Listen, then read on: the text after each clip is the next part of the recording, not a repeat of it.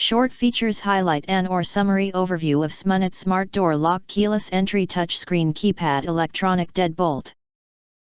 You can find wanted here. Shop from a wide selection of devices in different configurations for your needs. Filter by specification, type, brand and more.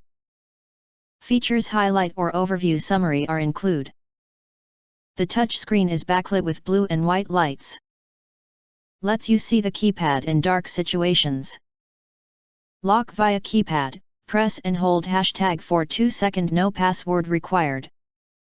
Unlock via keypad, enter the password and press hashtag to confirm. It can be set to automatically locked between 5 to 900 seconds after unlocking via Duct app. No worry about forgetting to lock the door. Lock manually with the deadlock button. People won't be able to get in even they input the correct code, unless using the admin passcode. Press and hold again to cancel this feature. To remove the key cover, please twist it firmly as shown in the figure.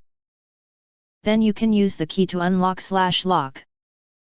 If you want to get highlight features and full reviews, please visit the link in YouTube description.